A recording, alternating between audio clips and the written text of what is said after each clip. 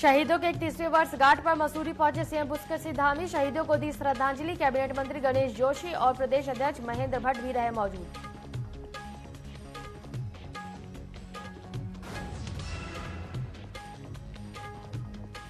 उत्तराखंड में शिक्षा विभाग की बड़ी पहल। स्कूली बच्चों को कराया जाएगा भारत भ्रमण। शिक्षा विभाग ने शुरू की तैयारी।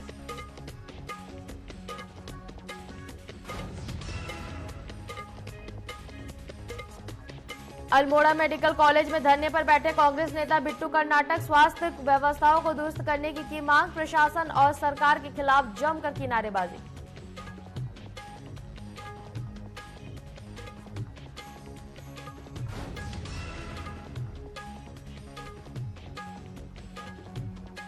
रामनगर में राजकीय शिक्षक संघ का चरणबद्ध आंदोलन। प्रधानाचार्य सीधी भर्ती परीक्षा को निरस्त करने की मांग। टीचर्स डे भी न मनाने का लिया है फैसला।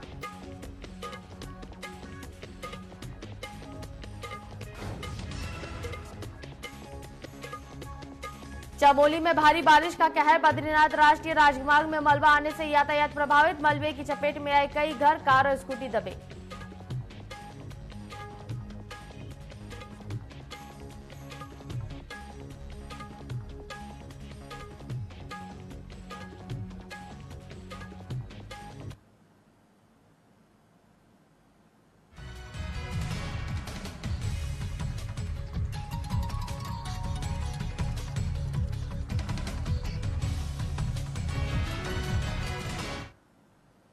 नमस्कार, न्यूज अपडेट में आपका स्वागत है। मैं हूं आपके साथ सिमरन मिश्रा। बढ़ते हैं खबरों की ओर।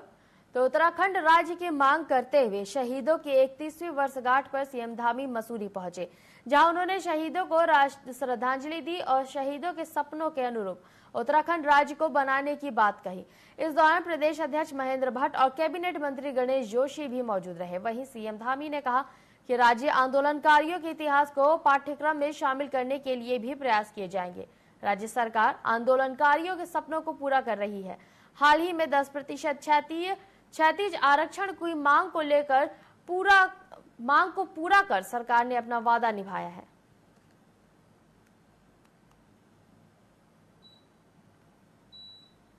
सपने के साथ राज्य बना था, उस सपने को साकार करने में सरकार ने प्रतिबद्ध है। मुख्यमंत्री जी ने जिस में पहल की है, चाहे क्षैतिज आरक्षण का विषय हो, और धीरे धीरे अनेकों विषय, अनेकों शहीद और अनेकों ऐसे आंदोलनकारी हैं जिनको हमने आने वाली पीढ़ी के सम्मुख एक मॉडल के रूप में, एक प्रेरक के रूप में स्थापित करना है। अनेकों जो विषय आएंगे उसको विश्व के निर्माण लागू करेंगे। सपने थे उत्तराखंड राज्य को बनाने के लिए कि उत्तराखंड राज्य होगा, उत्तराखंड के अंदर किस प्रकार की व्यवस्थाएं होंगी, किस प्रकार का यहाँ का इंफ्रास्ट्रक्चर होगा, उस सब को बनाने के लिए हम संकल्प लेते हैं कि हमारे राज्य आंदोलनकारियों और बलिदानियों के सपनों के अनुरूप उत्तराखंड राज्य का निर्माण करेंगे, जहां युवाओं को रोजगार मिलेगा, हमारी मातृशक्ति को स्वरोजगार के साधन बढ़ेंगे, रोजगार के साधन बढ़ेंगे, उनकी आत्मनिर्भरता बढ़ेगी, उनका सशक्तिकरण होगा।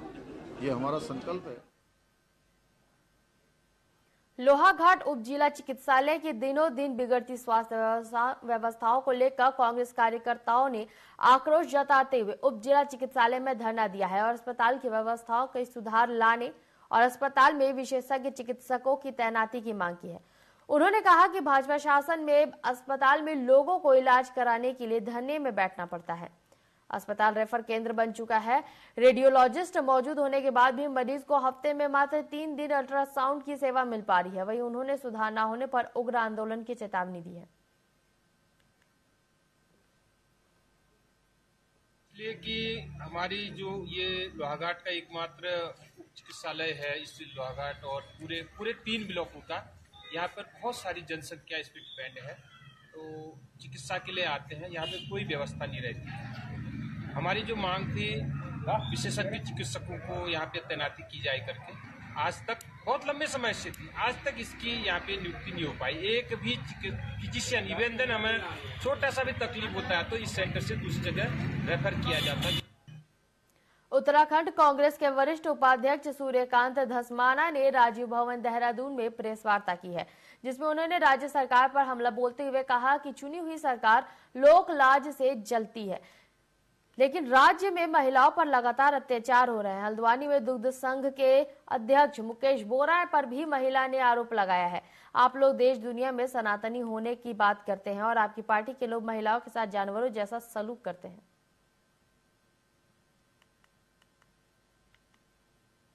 रोजाना जिस प्रकार से महिलाओं के खिलाफ हिंसा हो रही है पूरे प्रदेश के अंदर, राज्य की कांग्रेस ने जो इस मामले में आंदोलन चलाया है, अब हमने तय किया है, प्रदेश अध्यक्ष करण महाराज जी ने आह्वान किया है कि राज्य की कांग्रेस पार्टी, हमारे सारे फ्रंटल संगठन, हमारे सारे प्रकोष्ठ, सारे डिपार्टमेंट्स पूरे प्रदेश के अंदर एक चिट्ठी महामहिम राष्ट्रपति के लिए जो हम ड्राफ्ट कर रहे हैं, जिसमें महिलाओं के प्रति जो हिंसा हो रही है उन सारे हिंसा के मामलों का संकलन और महिलाओं की सुरक्षा की मांग, क्योंकि महिलाओं के प्रति बहुत ज्यादा संवेदनशील है महामहिम राष्ट्रपति।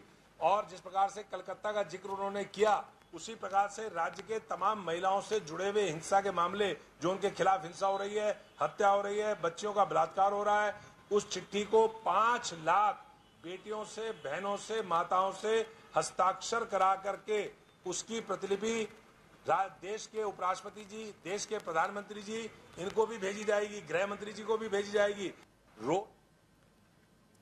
उत्तराखंड में शिक्षा विभाग की एक बड़ी पहल शुरू करने जा रही है। इस पहल के तहत अब स्कूली बच्चों को शिक्षा विभाग भारत भ्रमण पर लेकर जाएगा। इसकी तैयारी शिक्षा विभाग ने शुरू कर दी है। शिक्षा महानिदेशक बंशीधर तिवारी ने बताया है कि उत्तराखंड के छात्रों को भारत भ्रमण पर ले जाने की तैयारी कर रहे हैं। भारत भ्रमण में हम उन्हें ऐसे स्थानों पर लेकर जाएंगे जहां उन्हें नॉलेज मिलेगा।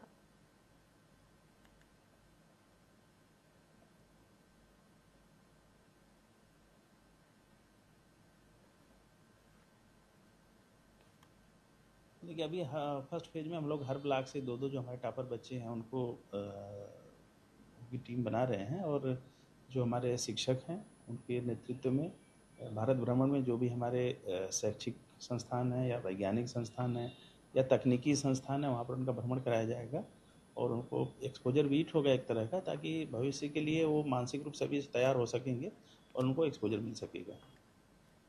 अल्मोड़ा मेडिकल कॉलेज में स्वास्थ्य सेवाओं की गिरती स्थिति के खिलाफ पूर्व दर्जा मंत्री बिट्टू कर्नाटक अपने समर्थकों के साथ मेडिकल कॉलेज के प्राचार्य कार्यालय के सामने धरने पर बैठ गए हैं। साथ ही कर्नाटक ने मेडिकल कॉलेज की बदहाल स्वास्थ्य सेवाओं को दुरुस्त करने की मांग की है।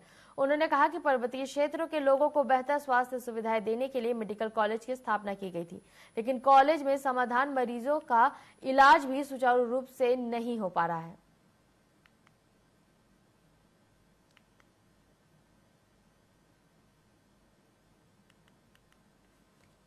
अब ब्लड बैंक खुल जाएगा 10-12 दिन के भीतर। अब वहाँ अल्ट्रासाउंड होने लगेंगे। कई विशेषज्ञों की नियुक्ति होगी, क्योंकि लगातार वॉकिंग इंटरव्यू चल रहे हैं। हमारी मांग बहुत बेसिक मांग है। हमारा कहना है कि तत्काल प्रभाव से कोई पेशेंट अगर आ रहा है तो उसको पहले देखा जाए। अभी हमारे यहाँ पे जैसे ब्लड बैंक के लिए की बात हो रही थी, ब्लड बैंक का जो है हमें लाइसेंस मिल गया है और मैं अभी सभी जनता को और यहाँ पे आश्वासन देना चाहता हूँ कि इस महीने जो है हमारा जो है ब्लड बैंक जो है सुचारू रूप से स्टार्ट हो जाएगा, क्योंकि हमें जो है कल जो है भारत सरकार से उसकी परमिशन मिल गई है। उधम सिंह नगर जनपद के थाना दिनेशपुर अंतर्गत से हैरान कर देने वाला मामला सामने आया है, जहां एक युवक सीसीटीवी फुटेज में कैद हुआ है, जो महिलाओं की इनरवियर चोरी कर रहा है, उन्हें गंदे से फेंक देता है। वहीं मामले में पुलिस ने आरोपी की पहचान कर उसे गिरफ्तार कर लिया है। मामले में पुलिस का कहना है कि युवक मानसिक रूप से ठीक नहीं है, जिसके चलते वह इन हरकतों को अंजाम दे रहा है।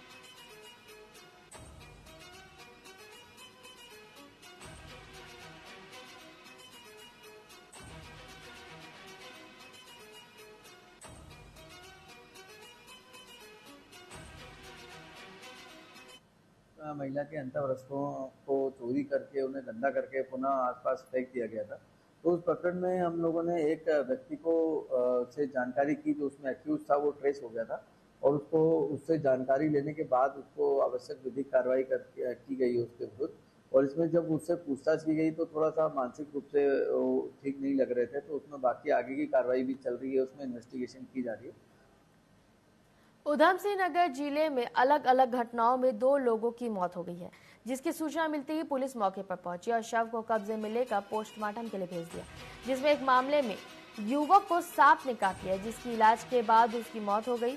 वहीं दूसरा मामला सितारगंज रोड का है, जहां पर खटीमा से किच्छा लौटते समय बाइक सवार 2 युवक को अज्ञात वाहन ने टक्कर मार दी, जिसमें से एक की मौत हो गई जबकि दूसरे की हालत गंभीर बताई जा रही है।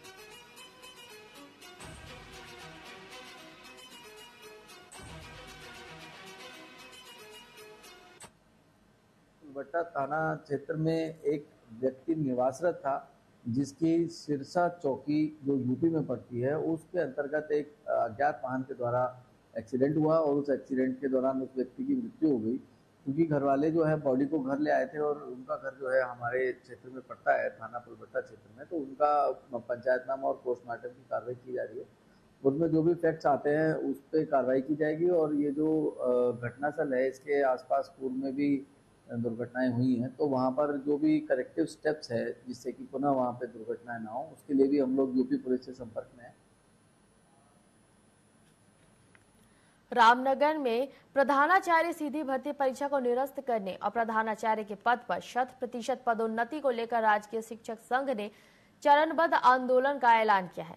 इसी क्रम में आज प्रदेश भर के हजारों शिक्षक चौक डाउन हड़ताल पर चले गए हैं। सभी राजकीय हाई स्कूल, इंटरमीडिएट कॉलेज में आज शिक्षण कार्य नहीं हो रहा है। वहीं संगठन के प्रांतीय नेता ने बताया कि विभागीय अधिकारी और सरकार की जिद के कारण शिक्षक संघ को मजबूरन यह फैसला लेना पड़ा और सरकार हमारी मांग के प्रति गंभीर नहीं हुई तो हम 5 सितंबर को शिक्षक दिवस पर शिक्षक काली पट्टी बांधकर प्रदर्शन करेंगे। 20,000 से अधिक राजकीय शिक्षक आज चौकडाउन हड़ताल पर हैं। हमारी सरकार से और विभाग से मांग है कि उनके द्वारा प्रधानाचार्य के पदों पर जो सीधी भर्ती की परीक्षा करवाई जा रही है, यह रद्द की जाए और इन पदों को पदोन्नति से भरा जाए।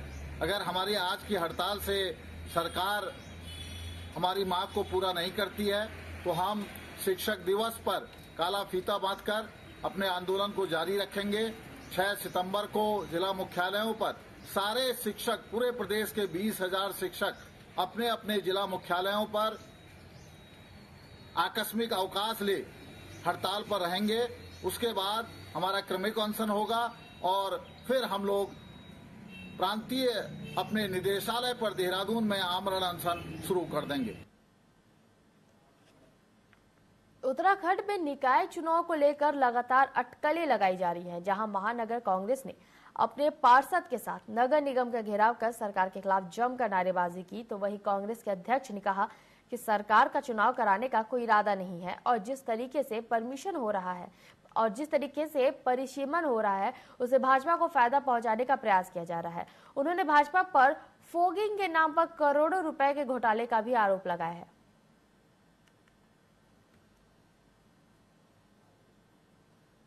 एक तरफा होकर भाजपा के इशारे पे गलत तरीके से परिसीमन किया जा रहा है, चुनाव टालने का प्रयास किया जा रहा है। और मैं उनको बताना चाहता हूँ नगर निगम वालों को कि ये इधर का एरिया उधर काटने से, उधर का एरिया इधर काटने से हमारे कांग्रेस के लोग कहीं हताश नहीं होंगे, हम चुनाव जीतेंगे। लेकिन उनकी सोच, उनकी मानसिकता इससे दर्शाती है कि वो क्या उनकी सोच है। और पूरे देहरादून में डेंगू का प्रकोप आने वाला है, करोड़ों रुपए का घोटाला हुआ है नगर निगम में, क्या हुआ उसका कुछ नहीं। तो ये लोग इनकी मानसिकता इनकी है, इस चीज को लेकर आज हम लोग महानगर कांग्रेस कमेटी और हमारे सारे साथी पार्षद और हमारे सब लोग हम आज विरोध दर्ज करा रहे हैं अपने।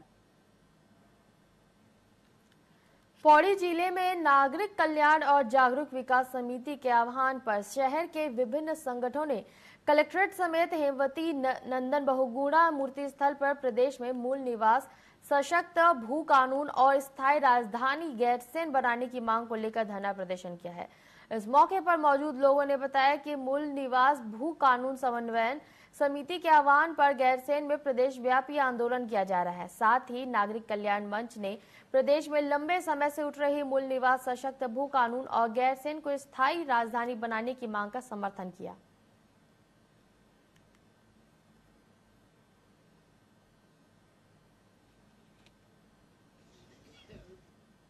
पर्वतीय क्षेत्रों को जो है, जो उपेक्षा जो व्यवहार होता है वो समाप्त हो, हमें हमारे अवसर मिले विकास के। इसके लिए राज्य आंदोलन किया गया। राज्य बना, राज्य दिया हमको जो है वो एक सरकार ने दिया और वहाँ पर जो है जो उनकी अपनी जो नीतियाँ उसको हमारे ऊपर थोप दिया। उन्होंने तो एक किस्म से चीटिंग हमारे साथ करी कि जो हमारे मांग में शामिल नहीं था वो इलाके हमें राज्य में दे दिए, जो राजधानी हमारी मांग में शामिल नहीं थी वह हमारी राजधानी बना दी।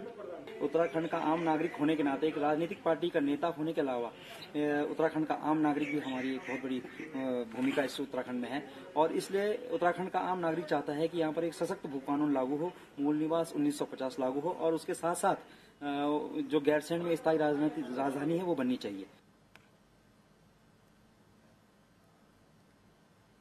उत्तराखंड के उत्तरकाशी में संगठन सचिव ने सरुताल मेले का आयोजन किया, जहां मेले में कई गांव के ग्रामीण भी प्रतिभाग करेंगे।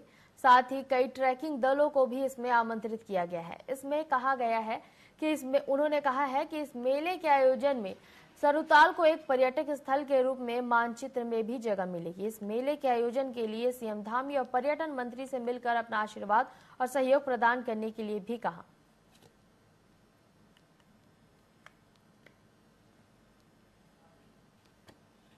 और हमारे जो सरुताल ट्रैक है इसमें जो है उसको सरट्रैक ईयर के नाम से वो किया गया 2024। इसकी यात्रा का जो अभी प्रथम वो रखा है, वैसे हमारे यहाँ भादों के महीने 28 अगस्त को मेला लगता है जो अभी संपन्न हो चुका है। चमोली में देर रात से हो रही मूसलाधार बारिश के चलते जहां एक ओर कई मोटर मार्ग मलबा और बोल्डर के आने के कारण बाधित हो गए हैं, तो वहीं बद्रीनाथ राष्ट्रीय राजमार्ग चिनका नंदप्रयाग पातालगंगा में मलबा आने से अवरुद्ध चल रहा है।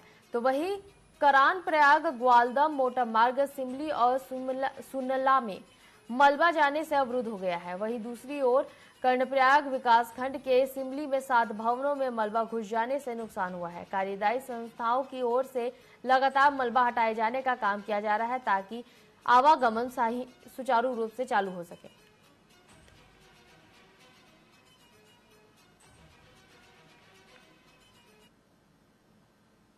उत्तराखंड की राजनीति में अचानक एक ऐसा भूचाल आ गया जिसमें राजनीति हलकों को सुखा कर रख दिया है।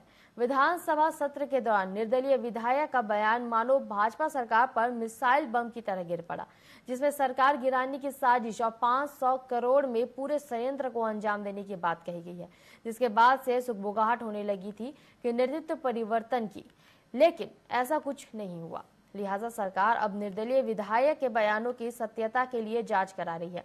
तो ये विपक्ष इस मुद्दे को लेकर लगातार हमलावर है। देखिए हमारी एक खास रिपोर्ट। उमेश कुमार जी विधायक हैं, उन्होंने एक बात कही, पैसे का लेन देन सरकार के नाम बहुत गंभीर मामला, इसलिए गंभीर मामले में मुख्यमंत्री को जांच करनी चाहिए। दूध का दूध, पानी का पानी। देखिए, सदन में अगर कोई चीज कही जाती है तो ये माना जाता है कि वो सत्य है और जांच होनी चाहिए। दूध का दूध, पानी का पानी होना। ये केवल मुख्यमंत्री का मामला नहीं, प्रदेश में अनिश्चितता फैलाने का मामला है। मुझे लगता है अगर विधायक ने कहा है तो उसकी निश्चित रूप से विधानसभा से उसकी जांच भी होनी चाहिए। जिस तरह से ये सवाल उठाया गया, जिस तरह से सरकार गिराने जैसे आरोप लगे हैं कि किसी भी विधायक ने न सदन के अंदर न सदन के बाहर अभी तक इसका खंडन किया है। तो ये सारी बातें होनी चाहिए। मुझे लगता है कि अब समय आ गया, क्योंकि लगातार ये विषय बनता जा रहा है, इसका पटाक्षेप होना चाहिए। उन्होंने जो भी बातें कही हैं, अगर विधानसभा अध्यक्ष उसके प्रमाण मांगती तो अच्छा होगा। पहले कैबिनेट मंत्री के दिल्ली दौरे को लेकर हलचल शुरू हुई, फिर कैबिनेट मंत्री धन सिंह की पीएम मोदी से मुलाकात चर्चाएं बन गई। वहीं इसके बाद दूसरे मंत्री भी दिल्ली दरबार में नजर आए, जिनके साथ ही सांसदों की भी हलचल बनी रही। वहीं कुछ विधायक भी दिल्ली दरबार की परिक्रमा करते नजर आए। बस फिर क्या था, कयास लगने लगे कि उत्तराखंड की राजनीति में नेतृत्व परिवर्तन तो नहीं होने वाला है। वहीं उस दौरान सीएम धामी ने भी दिल्ली में अपना डेरा डाल दिया। बस फिर क्या था, खबरें सुर्खियों में बनने लगी और चर्चाएं आम हो गई कि कहीं दिल्ली फिर से उत्तराखंड को एक नया सीएम तो नहीं देने वाली है। लेकिन ये सारी चर्चाएं और कयास तब खत्म हुए जब दिल्ली से लौटने के बाद सीएम धामी ने साफ किया कि आला कमान ने सभी को अपने अलग अलग कामों के लिए ही दिल्ली बुलाया था। साथ ही मंत्रिमंडल विस्तार को लेकर सीएम ने सभी अटकलों को विराम दे दिया। लेकिन असली विस्फोट तो तब हुआ जब विधानसभा सत्र के दौरान निर्दलीय विधायक उमेश कुमार ने अपने बयान में सरकार गिराने की साजिश को लेकर एक बड़ा बयान दे दिया, जिसमें उन्होंने साफ कहा कि 500 करोड़ का सरकार गिराने का षड्यंत्र रचा गया और खुफिया तंत्र सोया रहा। देखिए, सदन में अगर कोई चीज कही जाती है तो ये माना जाता है कि वो सत्य है, और एक बहुत बड़ा आरोप, गंभीर आरोप उन्होंने लगाया है उमेश कुमार जी ने। मैं यही कहूंगा कि इंटेलिजेंस पे भी क्वेश्चन खड़ा होता है। जो विभाग इंटेलिजेंस का काम कर रहे, वो क्या कर रहे थे अगर ये सत्य है, और सत्य है तो उमेश कुमार जी से पूछताछ होनी चाहिए। उनके पास कौन से तथ्य हैं, कौन से ऐसे उनको संकेत मिले जिससे उन्होंने इस बात को समझा, और जांच होनी चाहिए। दूध का दूध, पानी का पानी होना चाहिए। इस समय आम आदमी, उत्तराखंड का हर नागरिक ये जानना चाहता है कि क्या इसमें कितनी सत्यता है, और ये बड़ा गंभीर प्रश्न है लोकतंत्र को लेकर भी। तो इसकी बहुत गंभीरता से जांच बैठनी चाहिए और सारे पहलू खोजे जाने चाहिए।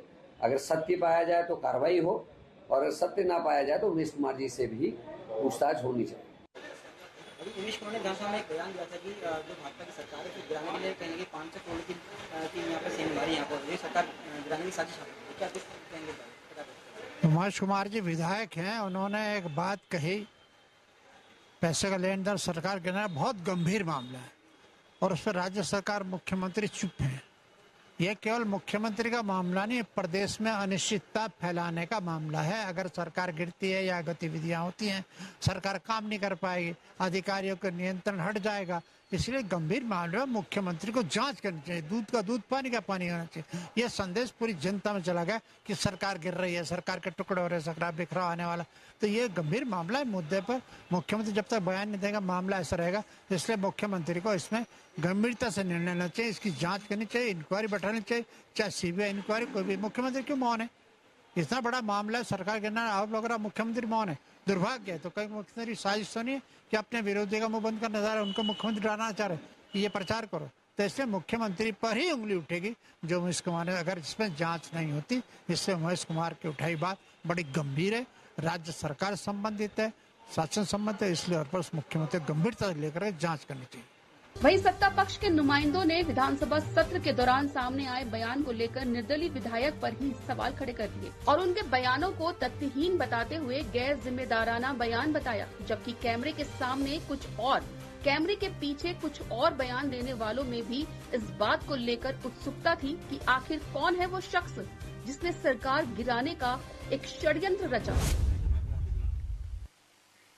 देखिए, विधानसभा के पटल पर कोई भी विधायक, कोई भी सदस्य कोई बात बोलता है, उसकी एक अपनी गरिमा होती है, और सदन पर बोलने उसमें सत्य हो या असत्य हो, उसको कहीं न कहीं उसको बड़ी गंभीरता लिया भी जाता है। मुझे लगता है अगर विधायक ने कहा है तो उसकी निश्चित रूप से विधानसभा से उसकी जांच भी होनी चाहिए, और इस बात को बड़ी गंभीरतापूर्वक भी लेना चाहिए। निश्चित रूप से इतने लंबे समय में एक बहुत परिपक्व स्थिति होती है, और उन्होंने जो सवाल उठाए हैं, एक तो मैं जरूर कहना चाहूँगा कि उनसे मेरी इसमें 100% सहमति है। दूसरी चीज जो सबसे गंभीर इशू है कि किसी भी विधायक ने न सदन के अंदर न सदन के बाहर अभी तक इसका खंडन किया है। किसी भी विधायक ने, न सरकार ने किया है, जो सरकारी सदस्य हैं उन्होंने भी नहीं किया, जो गैर सरकारी सदस्य हैं उन्होंने भी इसका कहीं पर भी कोई खंडन नहीं किया है। और निश्चित रूप से इससे एक आशंका जनमानस में जा सकती है। यद्यपि जिस व्यक्ति ने ये सवाल उठाया है वो कोई विश्वसनीय व्यक्ति नहीं है, और नहीं अनुभवी व्यक्ति है, और नहीं उसको उत्तराखंड के सरोकारों से कुछ लेना देना है। लेकिन फिर भी अगर विधानसभा में कोई बात उठी है, वो सदन की कार्यवाही का हिस्सा बना है, तो उस पर उनसे ये पूछा जाना चाहिए कि आप प्रमाण प्रस्तुत कीजिए। आप उत्तराखंड को, जो बहुत शांति प्रिय है, जहां आपस में बड़ा विश्वास है, इस विश्वास को खंडित करने का काम कर रहे हैं, या तो आप इसके प्रमाण दें। दूसरी बात यह है कि हमारी इंटेलिजेंस क्या कर रही है। क्या इंटेलिजेंस ने सरकार को इसके बारे में बताया नहीं? तो ये सारी बातें होनी चाहिए। मुझे लगता है कि अब समय आ गया, क्योंकि लगातार ये विषय बनता जा रहा है, इसका पटाक्षेप होना चाहिए। ये जरूर है कि उन्होंने जो भी बातें कही हैं, अगर विधानसभा अध्यक्ष उसके प्रमाण मांगती तो अच्छा होता। भाई आग लगी है तो धुआं तो उठेगा ही, बिना वजह तो यहाँ कोई पानी भी नहीं पिलाता जनाब।